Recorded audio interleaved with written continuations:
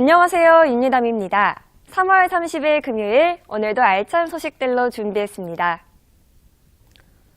썰 전 유시민 작가와 박형준 교수가 이명박 전 대통령 구속 당시에 대해 언급했습니다.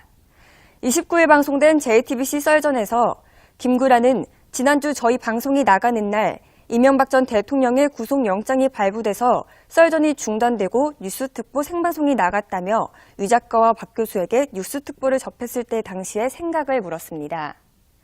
질문을 받은 유 작가는 지난주 제가 한참 불구속 수사와 관련해 얘기를 하는 도중 속보가 터졌다. 저만 동네 바보가 됐다. 타이밍이 절묘했다고 고백했습니다. 박 교수는 한마디로 만감이 교차했다. 제가 모셨던 분이고 대통령 퇴임 후 5년이 지난 지금 구속이 되는 걸 보며 권력이 참 무상하고 비정하구나 하는 생각을 안 할 수가 없었다고 털어놨습니다. 또한 유 작가는 MB의 태도에서 아쉬웠던 점이 있다. 모든 것이 도곡동 땅에서 시작됐는데 정치를 하기 전 미리 정리를 했더라면 나았을 거다. 큰 일을 감추려다 다른 문제들로 번졌다고 말했습니다.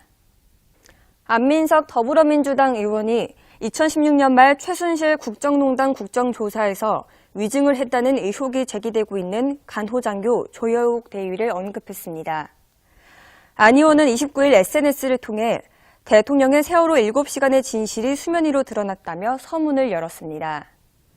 그는 청문회장에서 조 대위가 했던 거짓말이 아직도 생생하다며 국정조사 당시 올렸던 조 대위의 7가지 거짓말에 관한 글을 다시 첨부했습니다. 또 안 의원은 조 대위의 징계를 요구하는 청원을 공유하며 제복을 입고 거짓말하던 조 대위 징계를 국민이 원한다고 주장했습니다. 안 의원은 최근 들어 청와대 국민청원 게시판에는 조 대위의 징계를 요구하는 청원이 잇따르고 있다. 청원 작성자는 세월호 관련 그동안 거짓으로 감추고 숨겨왔던 사실들이 조금씩 드러나고 있다. 아직도 밝혀지지 않은 의혹들을 철저하게 조사해 청문회나 특검 과정에서 위증한 사람들 중에 공적인 자리에 있는 사람이나 국가의 녹을 먹는 사람들이 있다면 이에 합당한 책임을 반드시 물어야 한다고 지적했습니다. 한편 지난 28일 시작된 해당 청원에는 30일 새벽 1시 기준 약 6만 7,244명이 서명했습니다. 2016년 말 진행된 최순실 게이트 국정조사 특별위원회 청문회에 증인으로 출석해 위증했다는 의혹을 받는 간호장교 조여욱 대위를 징계해야 한다는 내용의 국민청원이 다수 제기됐습니다. 29일 청와대 국민청원 게시판엔 조 대위의 징계를 촉구하는 내용의 청원이 30건 넘게 올라와 있습니다. 오후 6시 현재 가장 많은 3만여 명이 참여한 청원글의 작성자는 공적인 자리에 제복까지 입고와 뻔뻔하게 위증하던 군인에게 적법한 절차를 거쳐 반드시 강하게 책임을 물어달라고 촉구했습니다. 앞서 세월호 참사 당일 청와대에서 파견 근무를 한 조 대위는 청문회 당시 박근혜 전 대통령의 의료 시술 의혹을 풀 수 있는 핵심 인물로 지목됐었습니다. 조 대위는 청문회 출석에 앞서 언론 인터뷰를 통해 세월호 참사 당시 의무동에 근무했다고 했지만 청문회에 출석해서는 의무동이 아닌 의무실에서 근무했다고 해 말바꾸기 논란을 일으킨 바 있습니다. 뿐만 아니라 청문회에 출석하기 전 참사 당일 청와대에서 함께 근무했던 동료와 전화 통화한 사실이 뒤늦게 알려져 두 사람이 사전에 말맞추기를 한 것이 아니냐는 의혹이 제기되기도 했습니다. 배우 이유비가 동생 이다인과의 에피소드를 공개했습니다. 29일 방송된 TVN 인생술집에선 새 월화 드라마 시를 잊은 그대에게의 주역 이유비, 데프콘, 이채영이 출연했습니다. 이날 이유비는 동생이 자신의 메시지를 차단했다고 폭로했는데요.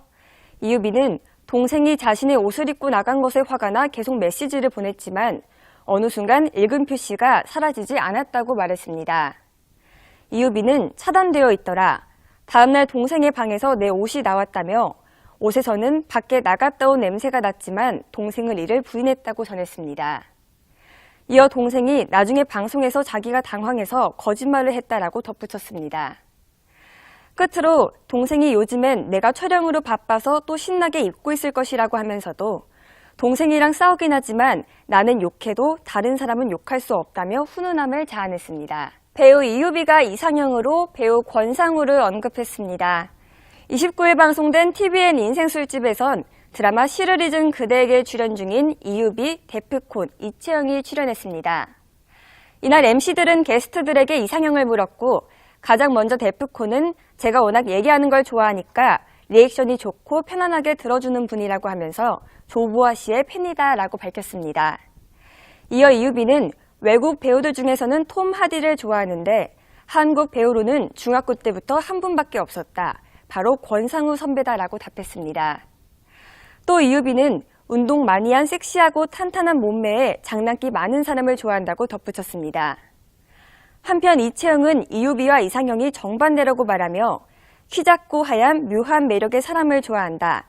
아직 국내에서는 발견하지 못했다고 설명했습니다. 배우 이채영이 연애고수의 면모를 뽐냈습니다. 29일 방송된 TVN 인생술집에선 드라마 시를 잊은 그대에게의 주역 이유비, 데프콘, 이채영이 출연했습니다. 이날 이유비는 이채영이 평소 연애 조언을 많이 해준다며 평소 후드 티셔츠에 청바지 입는 걸 좋아한다고 하자 채영 언니가 그러니까 내가 남자친구가 없는 거지라고 했다고 말했습니다. 이에 이채영은 오래 알던 사이가 아닌 이상 외형적인 부분도 중요하다면서 연애 특강을 시작했습니다. 이채영은 셔츠 단추를 2개 정도 풀어서 상상력을 자극하는 게 좋다. 약속 장소에 미리 와서 가장 예뻐 보이는 장소를 사수해야 한다는 등 자신만의 비법을 전했습니다.